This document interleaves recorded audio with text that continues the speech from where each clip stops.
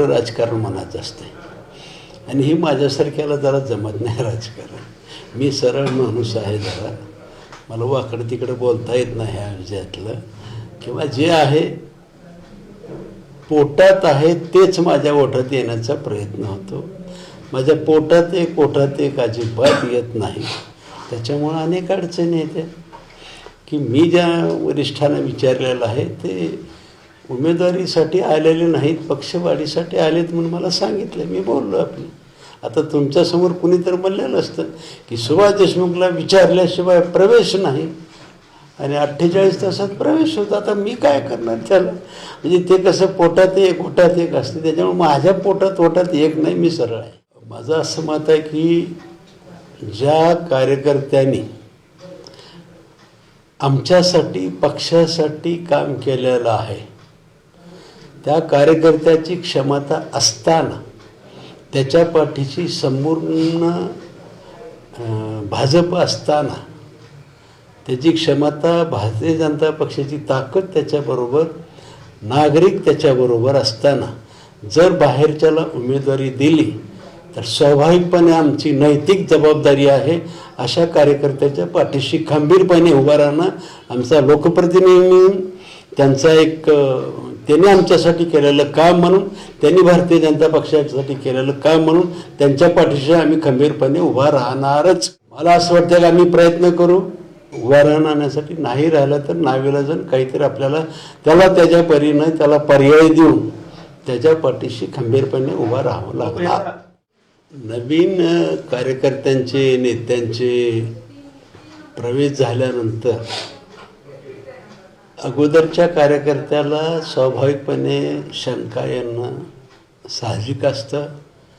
त्यांच्या मनामध्ये द्वंद्व निर्माण होतं. आता हे माझ्या भागातला आल्यामुळं माझ्या उमेदवारीवर गदा बसतो काय की वगैरे वगैरे आहे.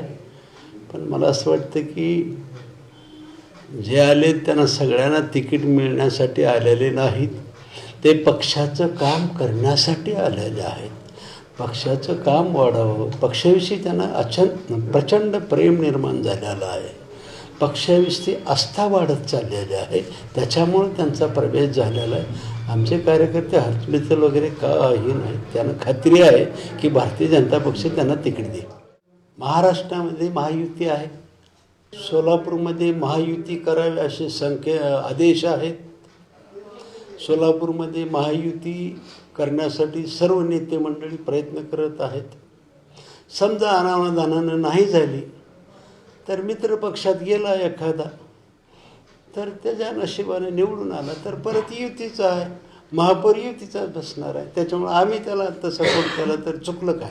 आमच्या कार्यकर्त्याला सपोर्ट केला तर चुकलं काय आमचं? मी कुठल्याही शपथा घेत नाही. मी अनेकांचं पाहिलं, देवाची शपथ, बापाची शपथ, आईची शपथ, लेकराची शपथ, मी असं नाहीच करणार, केलं नाही असं म्हणतात, पण तिसरंच बोलतात. कारण मला नेहमी वाटतं माणसं आपल्या मनाला आणि भगवंताला फसवू शकत नाहीत असं माझं मत आहे. पण तरी पण शपथा घेण्याचा प्रयत्न करून अनेक जण करत असतात. राजकारणात हे चालत असते. राजकारणातल्या शपथा, आश्वासनं ही क्षम्य समजतात त्याच्यामुळे ते तसं करत असतात. बाजार समितीला काय झाले म्हणजे ते विषय वेगळा आहे, त्या विषयात आपण सविस्तर चर्चा करू, काही अडचण नाही. आत्ता आपली महापालिका आहे, महापालिकेच्या अनेक कार्यकर्त्यांनी आमच्यासाठी झटलेले आहेत, आमच्यासाठी समोरच्याचा मार खाल्लेला आहे, आमच्यासाठी समोरच्याची भयंकर नाराजी घेतलेली आहे. मग त्यांच्यासाठी आमचं काम आहे, काम करणं आमचं. मी अजिबात कुणाची तक्रार करणार नाही. तक्रार करणं माझं काम नाही, काम करणं माझं काम आहे. मला जे वाटलेलं आहे ते मी वरिष्ठाच्या कानावर घातलेलं आहे. वरिष्ठांनी मला शब्द दिलेला आहे. हे ज्यांना प्रवेश देतो ते प्रवेश उमेदवारीसाठी नाही असं स्पष्ट म्हटले. या उपर बदल झाला तर मग आम्हालाही बदलावं लागेल, पण बदलणार नाहीत असं माझा अंदाज.